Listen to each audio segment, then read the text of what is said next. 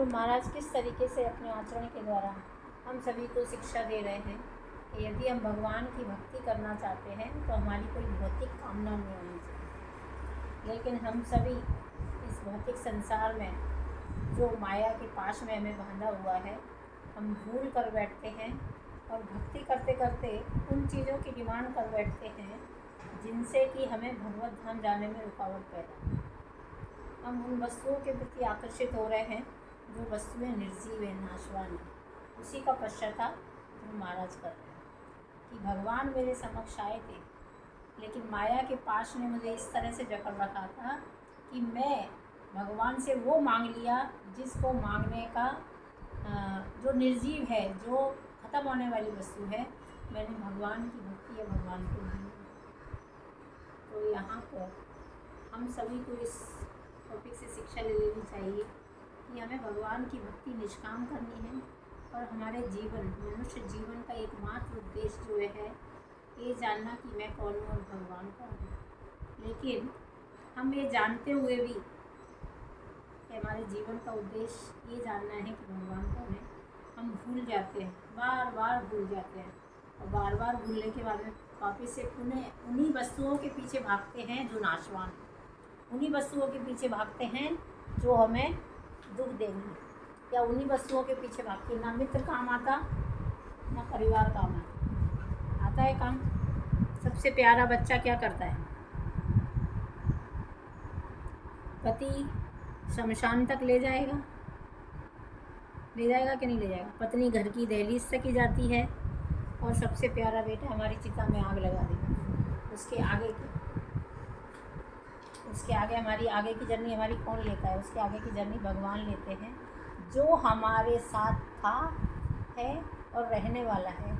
उसको भूलकर हम टेम्परेरी वस्तुओं के पीछे भागते हैं। इसीलिए माया का पाश बढ़ा। भगवान ने ही माया दी है, भगवान ने ही योग माया दी है, लेकिन हम योग माया को छोड़कर माया के पाश में बन गए। तो ध्रुव महाराज हमें इन श्लोकों में यही शिक्षा देते हैं कि हमको हमारी बुद्धि को भगवान के चरणों में केंद्रित करना चाहिए और हमारी जो सकाम कर्म ना करते हुए, हमारे निष्काम कर्म करते हुए भगवान की सेवा में अपने आप को समर्पित करना चाहिए।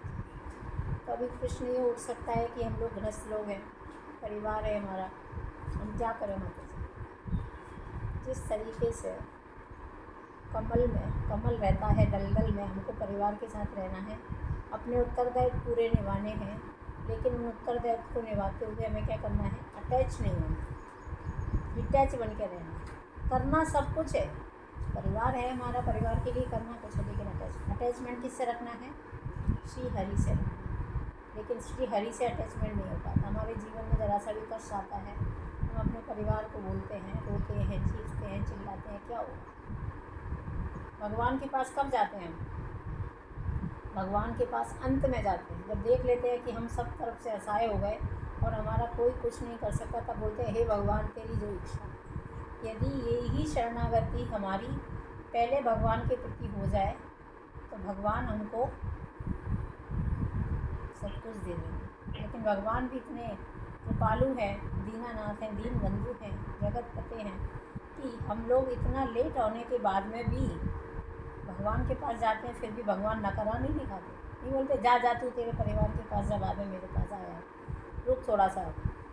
बोलते हैं कि ऐसे नहीं बोलते, यही है वो कृपालु। तो ऐसे कृपालु की शरण ग्रहण करना चाहिए जिनकी शरण में जाके हमारा उद्धार हो सके। तो आइए पढ़िए, कौन सा श्लोक नंबर था? 34 श्लोक नंबर था, पढ़िए। 34 में मय्येतव्रथितं व्यर्थ चिकित्सेव गतायुषि प्रसाद्य जगतात्मानं तपसा दुष्प्रसादनं भवच्छिद्दमयाथेहं भावं भाग्यविवर्जितः। मैं भगवान को प्रसन्न कर पाना अत्यंत कठिन है, किंतु मैंने तो समस्त ब्रह्मांड के परमात्मा को प्रसन्न करके भी अपने लिए व्यर्थ की वस्तुएं मांगी है। मेरे कार्य ठीक वैसे ही है जैसे जो पहले से ही मृत है। ऐसे व्यक्ति का उपचार करना, जरा देखो तो मैं कितना अभागा हूँ कि जन्म तथा मृत्यु की श्रृंखला को काटने में समर्थ परमेश्वर से साक्षात्कार कर लेने पर भी मैंने फिर उन्हीं दशाओं के लिए पुनः देखिए यहाँ पर भगवान बोल रहे हैं कि ध्रुव महाराज बोल रहे हैं कि भगवान को प्रसन्न कर पाना आम जीव का काम नहीं है। कर सकते हैं भगवान को प्रसन्न, क्योंकि भगवान को प्रसन्न तो किया जा सकता है, लेकिन हमारी लायकियत नहीं है, हमारी भौतिक इच्छाएँ हमें भगवान से दूर कर रही हैं। लेकिन ध्रुव महाराज बोल रहे हैं कि भगवान को प्रसन्न करना है बड़ा कठिन, किंतु मैंने तो समस्त ब्रह्मांड के परमात्मा को प्रसन्न करके भी अपने लिए व्यर्थ की वस्तुएं हैं। ध्रुव महाराज ने तपस्या की, जंगल में चले गए 5 साल की अवस्था में। उनके गुरु ने उन्हें समझाया भी कि देखो वापस चले जाओ। नारद मुनि ने उन्हें गुरु मंत्र भी दिया, उसके बाद में भी उन्होंने माना नहीं और तपस्या करने लगे। और उस तपस्या को देखकर परमात्मा उनसे प्रसन्न हो गए। लेकिन क्या ध्रुव महाराज बोल रहे हैं मेरे कार्य ठीक वैसे ही है जैसे पहले। यदि किसी मृत व्यक्ति का आप उपचार करेंगे तो ठीक है क्या? मृत व्यक्ति मतलब समझ, मरा हुआ व्यक्ति है, उसको हॉस्पिटल ले जाओ, उसका ऑक्सीजन लेवल टेस्ट करो, या उसको सोने से सजा दो, या उसको अच्छे अच्छे कपड़े पहना दो, कोई फ़ायदा है? कोई फ़ायदा नहीं है। लेकिन वही सेम टाइम पे जब किसी बच्चे की शादी होती है, उसको सजाया जाता है तो कितना सुंदर लगता है। लेकिन वही यदि मृतक व्यक्ति को सजाया जाए तो कोई उसकी तरफ देखता भी है? डरते हैं लोग। तो ध्रुव महाराज यहाँ पर बोल रहे हैं कि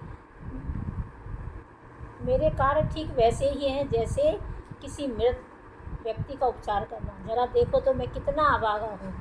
जन्म तथा मृत्यु की श्रृंखला को काटने में समर्थ परमेश्वर से साक्षात कर लेना। जो जन्म तथा मृत्यु को भी काट सकते थे, ऐसे परमात्मा का साक्षात्कार कर लिया मैंने।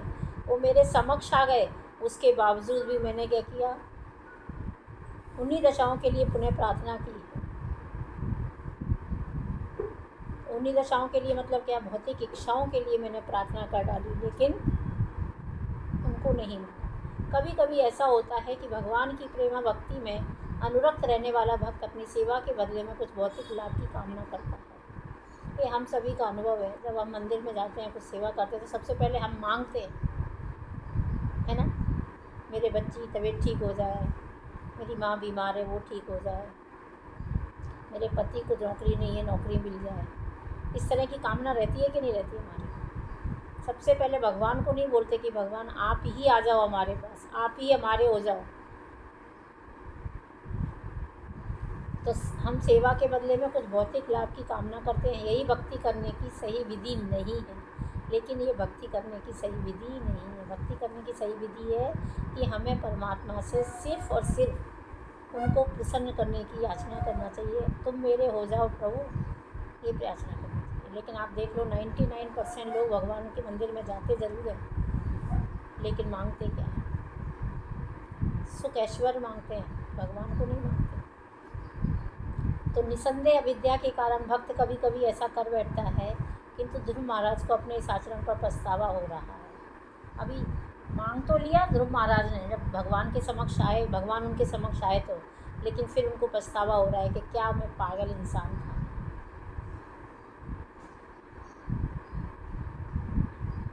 नेक्स्ट श्लोका पढ़ो बेटा।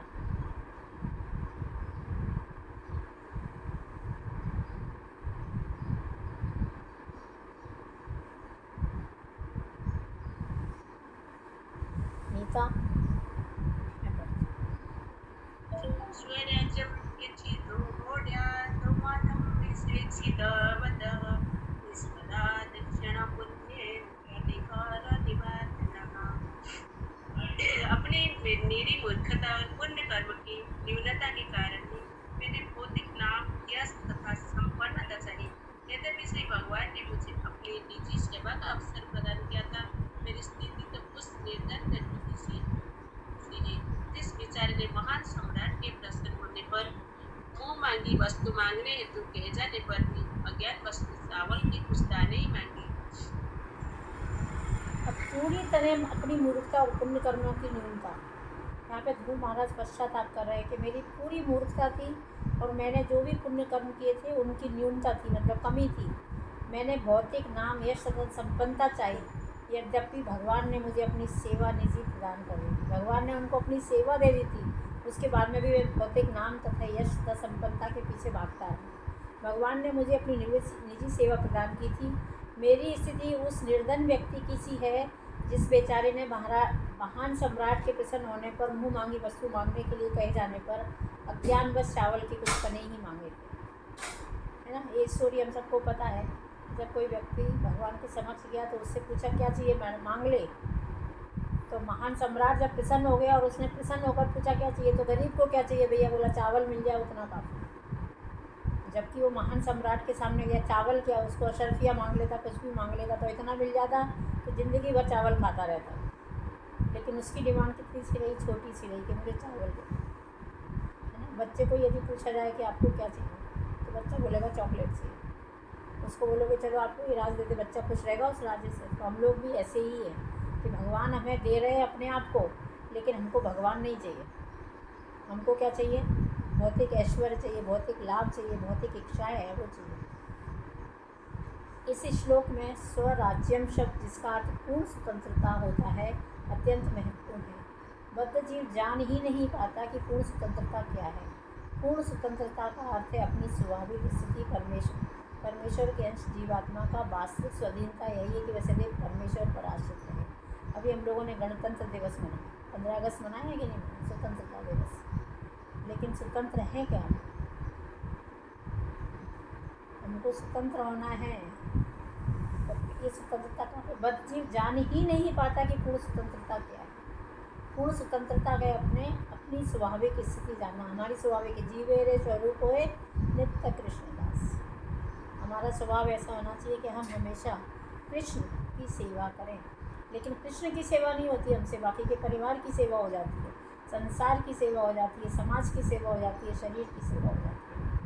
परमेश्वर के अंश जीवात्मा की वास्तविक स्वाधीनता यही है कि वह सदैव परमेश्वर पर आश्रित रहे। जिस प्रकार एक बच्चा माता पिता की देखरेख में स्वाधीन होकर खेलता रहे। आपने देखा होगा कोई बच्चे खेल रहे होते हैं, उनकी माँ को सामने देख देख कर खुश होते हैं। बच्चा भले ही खेलने में आनंद ले रहा है, उसको अच्छा लग रहा है, लेकिन जब वो अपनी माँ को नहीं देखता तो वहाँ से वापस आ जाता है। और जब उसके माँ बाप होते हैं सामने तो बिंदास खेलता रहता है, उसे कोई चीज़ का डर नहीं रहता, है ना। हर बच्चे का स्वभाव नहीं होता है ऐसा, लेकिन कुछ बच्चों का स्वभाव होता है कि माँ बाप के सामने, और हम सभी लोग माँ बाप यदि हमारे समक्ष आ जाए, हमारी उम्र कितनी भी हो गई, माँ बाप सामने आते हैं तो हमको ऐसा लगता है, रिलैक्स फील होता है कि अभी मम्मी है हमारे सामने, पिता है सामने, अब क्या संभाल लें। तो माता पिता की देख रेख में स्वाधीन होकर खेलता है। बद्ध जीव की स्वाधीनता का अर्थ नहीं है कि माया द्वारा उत्पन्न अवरोधों से बढ़ता रहे, अपितु वह श्री कृष्ण की शरण में जाए। माया से उत्पन्न बहुत हमारे जीवन में अवरोध आते हैं और हम लोग उसी से बढ़ते रहते हैं। सही है कि नहीं। हमारे जीवन में कितने उतार चढ़ाव आते हैं। हम लोग बोलते हैं हाँ मैं होऊंगा कामयाब एक दिन, और इस चक्कर में, कामयाब के चक्कर में हम लोग क्या करते हैं, स्ट्रगल करते रहते हैं। ऐसे नहीं तो ऐसे खुशी हो जाऊँगा, ऐसे नहीं तो ऐसे सुखी हो जाऊँगा, ऐसे नहीं तो ऐसे सुखी हो जाऊँगा, और अपने प्रयास करते रहते हैं। माया धपेड़े मारती रहती है और हम माया से जूझते रहते हैं। तो भौतिक जगत में प्रत्येक व्यक्ति माया द्वारा उत्पन्न अवरोधों से जूझकर पूर्णतः स्वतंत्र होना चाहता है। इसे अस्तित्व के लिए संघर्ष कहा जाता है। वास्तविक स्वाधीनता तो भगवान की सेवा में फिर से जुड़ जाना। वास्तविक स्वतंत्रता क्या है कि हम अपनी भगवान की सेवा में फिर से जुड़ जाएं। सेवा में जुड़ जाने का मतलब क्या है, हमको बाकी के सारे कार्य करने हैं, लेकिन हमारा लक्ष्य होना चाहिए एकमात्र भगवान की सेवा। नाम जप में रुचि, नाम जप टाइम पर होना, और नाम जप में सबसे बड़ी सेवा है नाम जप। यदि किसी पूछा गया, मैं लेक्चर सुन रही थी 2 मिनट पहले, तो उस लेक्चर में पूछा गया कि सबसे बड़ी सेवा क्या है, तो बताया गया बोला सबसे बड़ी सेवा आपकी जप सेवा है। आप यदि 16 माला टाइम पर नहीं कर रहे तो आपकी सेवा बेकार है, लेकिन यदि आप 16 माला समय पर कर रहे हो तो आपकी माला। तो वास्तविक स्वाधीनता तो भगवान की सेवा में फिर से जुड़ जाना है। जो कोई वैकुंठ लोक गोलोक वृंदावन जाता है वह मुक्त भाव से भगवान की सेवा करता है। इसीलिए हर किसी को वैकुंठ लोक नहीं भेजा जाता, गोलोक नहीं भेजा जाता, क्योंकि यदि वहाँ पर भी जाके हम आसक्ति किसी और के प्रति रखें तो वहाँ जाके कोई फ़ायदा है? भीड़ इकट्ठी करने से क्या फ़ायदा। सिंसियर लोगों की ज़रूरत है, यही पूर्ण स्वतंत्रता है। तो यदि हम मुक्त भाव से भगवान की सेवा करते हैं, यही स्वतंत्रता है। इसके सर्वदा विपरीत भौतिक स्वामित्व है, जिसे हम भ्रमवश स्वतंत्रता मान लेते हैं। अनेक राजनीतिक नेताओं ने स्वतंत्रता स्थापित करने के प्रयास किए, है ना। अपन देख रहे हैं बहुत सारे राजनेता हुआ, उन्होंने क्या बोला, स्वतंत्रता स्थापित करें।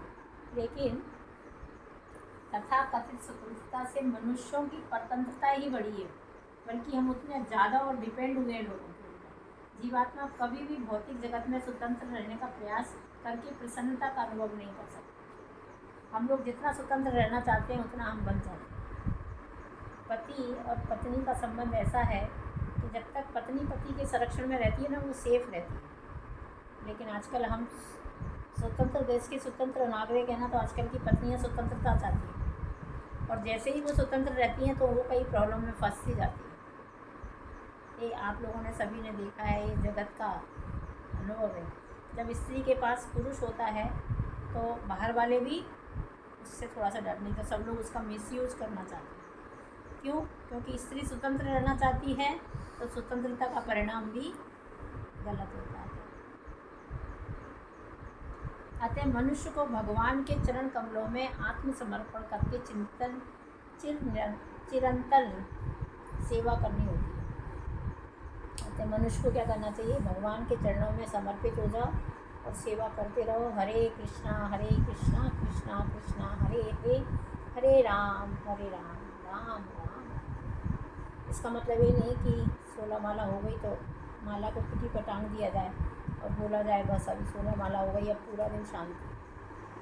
हमको एक क्षण भी भगवान की सेवा के बिना नहीं रहना। जैसे ही मौका मिले हमको महामंत्र जपना शुरू कर देना, ये सबसे बड़ी सेवा है। ध्रुव महाराज को पश्चाताप है कि उन्होंने भौतिक ऐश्वर्य तथा अपने परदादा ब्रह्मा से भी अधिक संपन्नता की इच्छा व्यक्त की थी।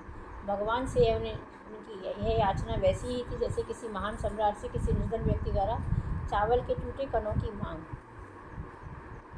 ध्रुव महाराज ने क्या डिमांड की? मेरे ब्रह्मा जी, मेरे जो दादाजी हैं, उनके पास भी जो है ना उससे भी अधिक चाहिए मुझे, और मिल भी गया।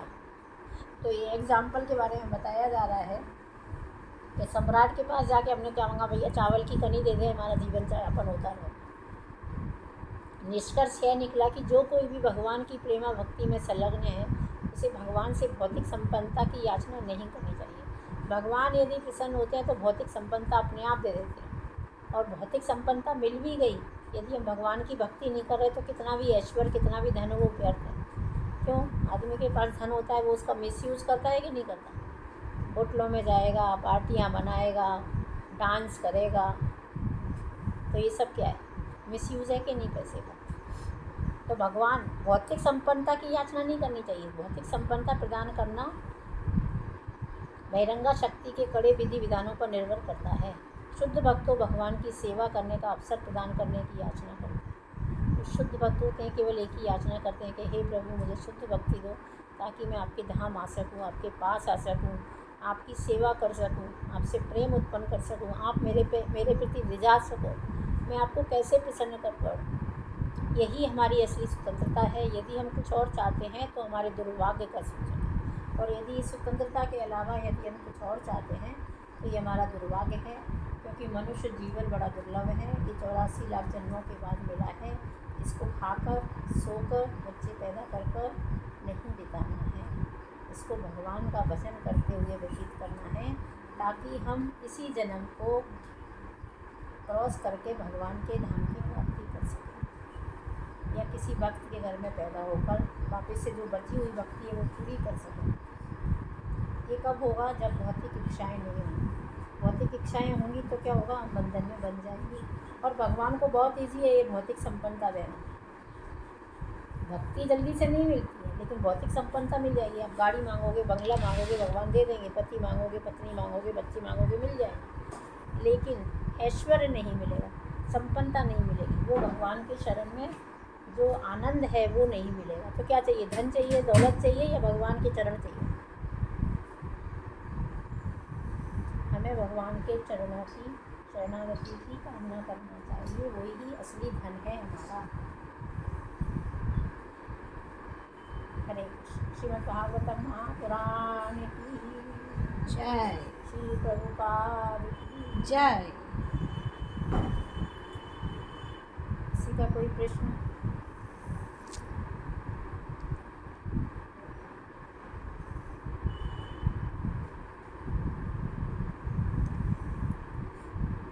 कोई कुछ बोलना चाहता है, कोई कुछ पूछना चाहता है?